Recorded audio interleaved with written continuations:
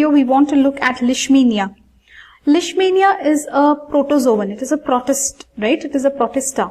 It comes under kingdom Protista. It's a parasite. It is a hemoflagellate. That means it lives in the blood, right? So it is a hemoflagellate protozoan.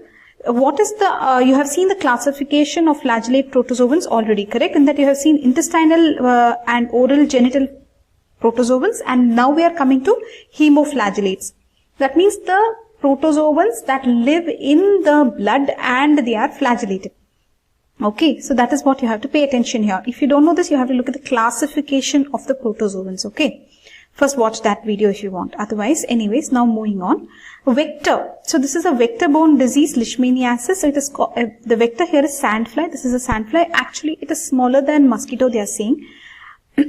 So this is called as Phlebotomus, okay, Phlebotomus or sandfly, okay, Phlebotomus. There are a lot of species under this Phlebotomus. So the Phlebotomus means what? Sandfly. This is the vector. It is transmitting what? Leishmaniasis. Leishmaniasis is also called as Kala Azar, okay. The visceral Leishmaniasis is called as Kala Azar. So guys, are you awake and are you able to understand? So we are talking about this Leishmania, which is a protozoan. This is carried by the sandfly. Leishmania is not the sandfly. Some people are getting confused. Leishmania is not the sandfly. Okay, Leishmania is this thing. This is Leishmania. This is the amastigot form and this is the promastigot form. This is Leishmania. This is carried inside the sandfly. Okay. Now, we'll come to the morphology, but just hold on. So basically, this is an introduction to Leishmania. It causes Leishmaniasis. The vector for Leishmania is the sandfly. So if the sandfly bites you, and if the sandfly was infected with this Leishmania, then we can get a disease called Leishmaniasis. If it is visceral Leishmaniasis, we are calling it as Kala Azar. Okay. So here you will also in this video learn about LD bodies. Leishmania Donovani bodies. Okay, we will come to all that. So this was a basic introduction. Okay, now let's move on. So this Leishmania, what it causes? Do you know what it causes? It causes visceral Leishmaniasis. Okay, and it can cause cutaneous Leishmaniasis. It causes only two things. What it causes? Visceral Leishmaniasis and cutaneous Leishmaniasis. Only two things.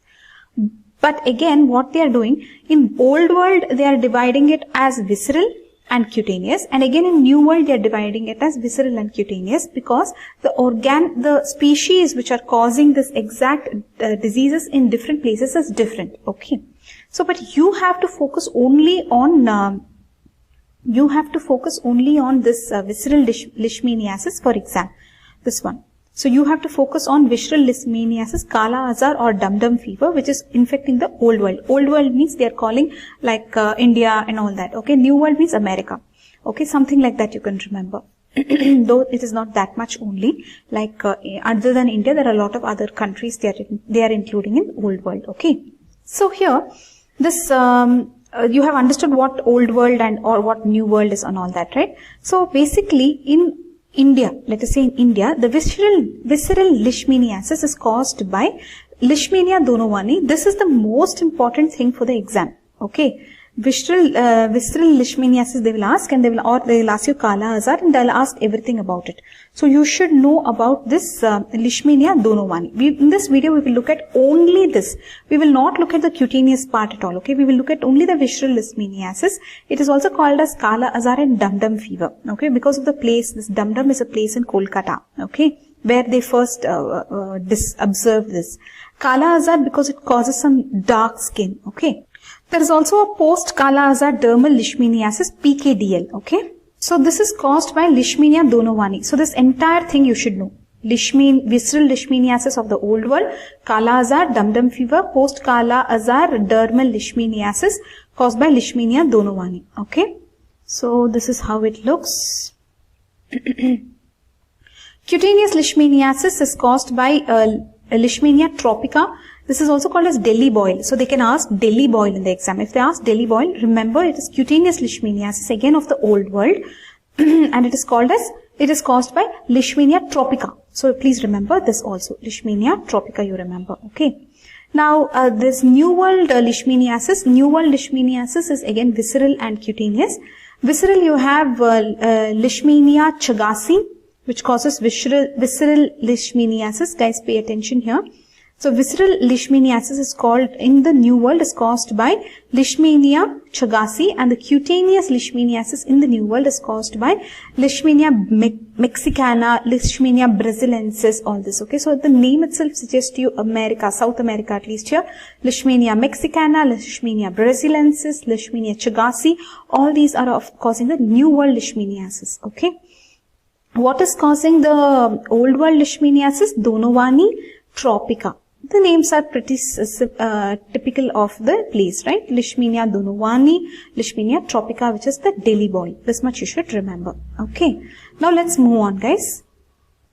So basically, the history is that in 1900 they observed this parasite in a dead soldier who died of dum-dum fever or Kala Azar. It was in Dum-Dum, Calcutta. Calcutta at that time, the name was Calcutta. Leishman, he found this. Okay. And then Donovan also in the same year, he reported a patient from Madras. So together they joined the name and gave the name as Leishmania donovani. Okay. Geographical distribution, we have told you Old World, New World, everything. Habitat, you know, it's a hemoflagellate. Coming to the morphology, you know that there are two forms here.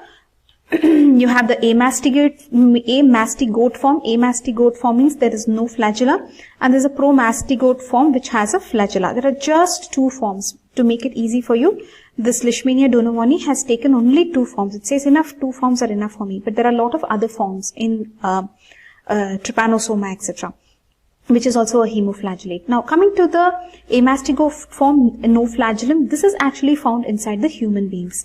Okay, this promastigote form will be in the sandfly.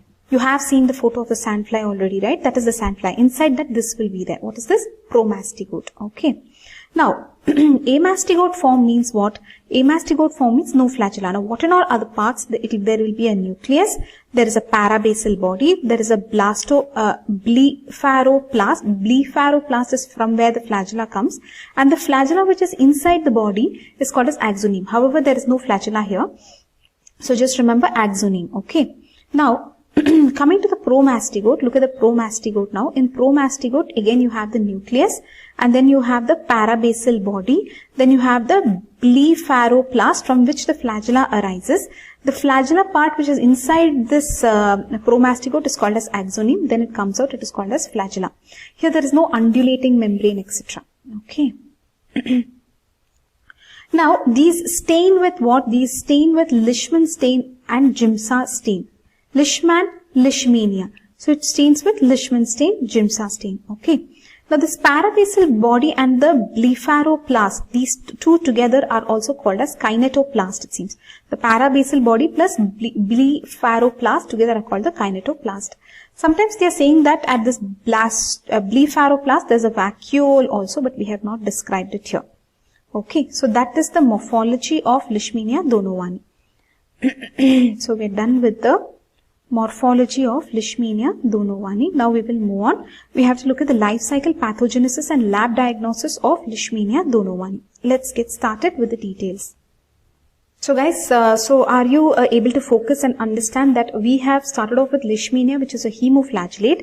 So we have so far looked at what? We looked at the Leishmania donovani, which causes visceral leishmaniasis. We are only concerned with Leishmania donovani.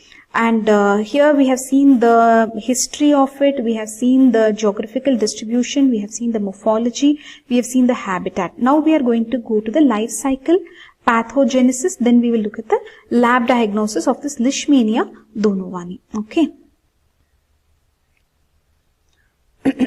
So moving on. So basically what you should understand here, there are two hosts. Okay. What are we looking at? We are looking at the Leishmania donovani life cycle of Leishmania donovani. Okay. So basically there are two hosts. You already know this, man and sandfly, correct? So two hosts, you already know this. Then which is the definitive host? Man, dog, other vertebrate hosts are there. Okay, other vertebrate hosts are there, man, dog, etc. Which is the vector? This is a vector-borne disease. You know the female sandfly, Phlebotomus. Phlebotomus, remember this is the Phlebotomus species. Infective form is the promastigote, which is present in the midgut of the female sandfly. You already know that the promastigote form will be there in the sandfly, correct? And in man there will be amastigote. Try to listen to this and assimilate what you hear, okay? Phlebotomous, sandfly, promastigote. So these three go together. Phlebotomous, sandfly, promastigote. Listen again. Phlebotomous, sandfly, promastigote. Thank you so much. So phlebotomous, sandfly, promastigote. So let us draw a cute sandfly here. It's a female sandfly, remember. So there is a cute female sandfly here. Something like this. It's a female sandfly. It has some things here. In the mouth, in the midgut, what will happen? It will have the promastigotes. In the midgut, it will have the promastigotes. Okay. Now, when it bites a human, now this is a human, it's going to bite this man. This is a female infected sandfly. Remember, it is going to bite him. So the female can go deeper. So when it goes deep, it is going to infect this man. So this is a mode of transmission, the bite of the infected female sandfly. Okay. So vertically also it can be transmitted from mother to fetus, it seems, and even by blood transfusion and accidental inoculation in lab.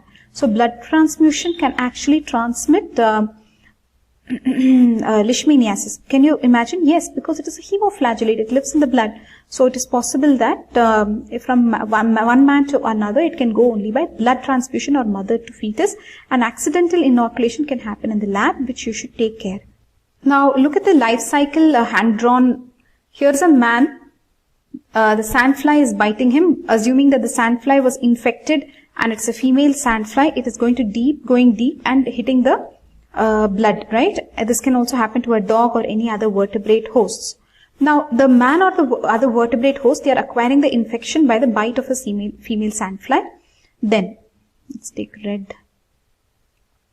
Now, what is coming out of the sandfly? A promastigote is coming out, right?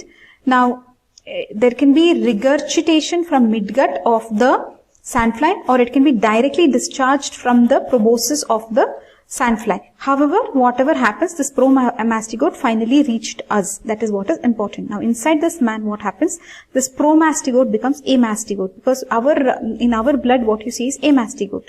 Now, this amastigote will go inside the cell. Okay, it will go. Let us say this is a macrophage. This amastigote will go inside. It will multiply there. Okay, and it will get released from this cell. Okay. So there are a lot of amastigotes in the blood. There are a lot of amastigotes in the macrophages. So these amastigotes, now what happens? These amastigotes from the blood, what will happen? They will reach everywhere. They will reach the spleen, the liver, then they will reach the bone marrow. They can reach everywhere. Okay, they will reach the liver, the spleen, and they will reach the bone marrow. So they will reach a lot of places. Okay. And especially they will attack the reticuloendothelial cells, because they are there in the blood, right? They are hemoflagellates. Now, once another sandfly comes and bites this infected man, let's assume the sandfly was innocent, it has no infection. Now, it is going to pick up these amastigotes from the infected human. Now, the sandfly, what it does, it takes up the amastigotes while feeding while taking a blood meal. Now, in the midgut, these amastigotes will become promastigotes. So, they will get flagella now. Now, they will start reproducing, and there will be a lot of promastigotes in the sandfly, which now the cycle continues. So again, the sandfly which is infected will go and bite a very innocent man and transmit this leishmaniasis. Okay, this is the life cycle very briefly. Okay, guys, quickly we'll just tell you again. Listen, in the man, the promastigote becomes amastigote. Okay, so basically the promastigote, what happens? It enters the macrophage. Correct? Let us just look at this life cycle again. Okay. In the man, what happens? This promastigote, it enters macrophage. Macrophage will come and first take off this promastigote inside, because macrophage is trying to protect us. But inside the macrophage, what happens? This promastigote gets converted into a